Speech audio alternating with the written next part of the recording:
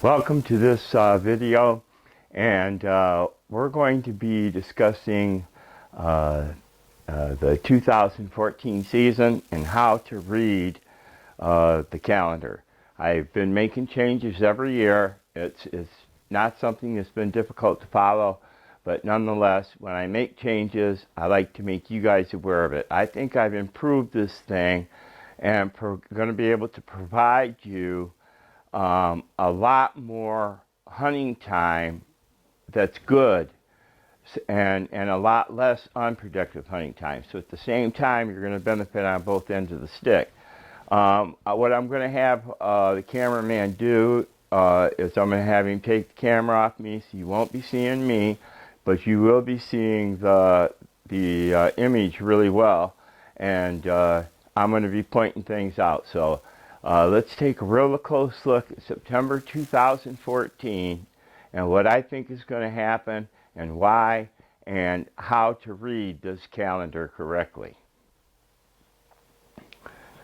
Okay, first of all, I want you to notice that on Sunday here we have an AM, and I just want you to imagine that every one of these squares are cut in half. This is AM and this is PM. This here is a minor time because it's in unbold print, and these two bold times here are both major times.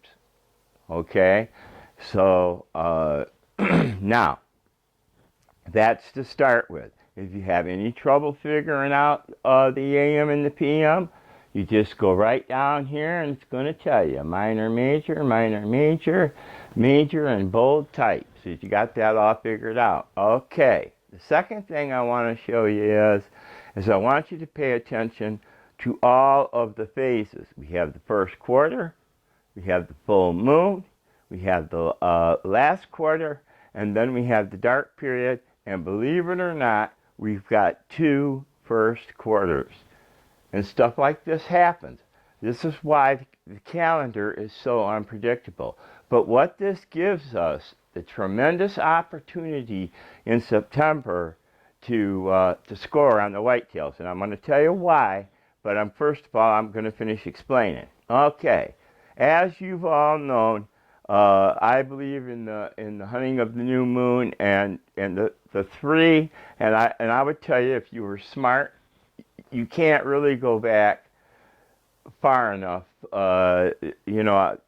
When this day is arriving, I tell you guys to start hunting here, but I probably would start hunting here just because I'm looking for an early arrival along my travel route or whatever. At the same time, if it ends here, I might continue the type of hunting I'm doing to catch a late runner, okay, according to the new moon timing.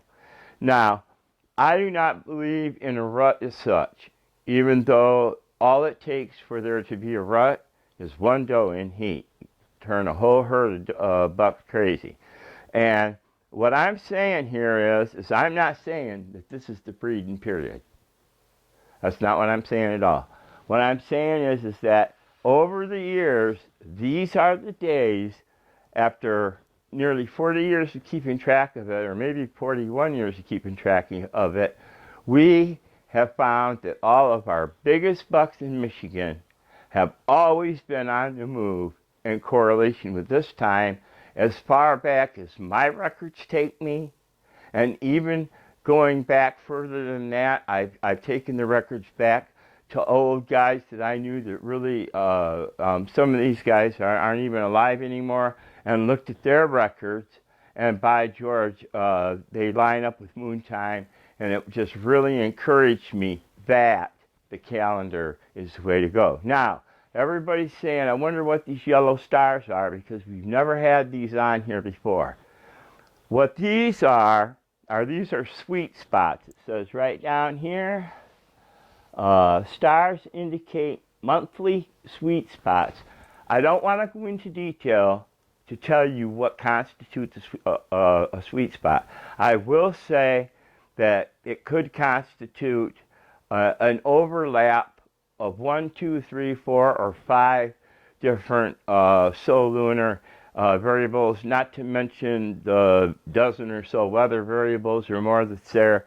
And I wanted to make sure I mentioned this. You know, here we take a let's look at here's a full moon on a hot day. If you're not over a water hole in the middle of the day, you're probably wasting your time. But the full moon during the middle of the day over a water hole could bring a buck to it. So, but we look over here and we say, oh, looky here, we've got perigee. And so the effects of perigee, as far as deer hunting are concerned, are now overlapping, and that's why that yellow star is there, and that's why it's there, and that's why it's there. I'm not going to go through and tell you all the different overlaps. You're going to have to learn those on your own. Plus, as far as the weather variables go, you better start educating yourself to that right now. And as high a form as you can to understand as much about meteorology as you can, or you're not going to get my wind seminar at all. Okay, so the red days are like, do not miss the red days. Those are all day long. Guess what? You've been hunting hard, you can sleep in. The majors around this time frame right here, you know, a couple of days before, a couple of days after, kind of like that, is all going to happen. Like, say, this would be 10:30, 11:30, 12:30, 1:30, 2:30. You see, it's all going to be right in the middle of the day when most people aren't hunting. And I've shot a lot of, not a lot of them, but I've shot my share of good bucks, missed my share of big bucks, scrape hunting, and doing so after a rain and catching a buck hunting all day long, you know, especially if you've had a couple of days of rain and it cuts off. Notice how important the weather plays in what you're doing here. So take all of your weather knowledge that you have. You know the things that make hunting good. You know what conditions you like in your state, and start applying this. Now, this star indicates that evening hunting is going to be good. The PM time. This AM time is probably not going to be that good. It's just going to be what I call an ordinary solar movement time. It's not a So Lunar movement time like this one is right here.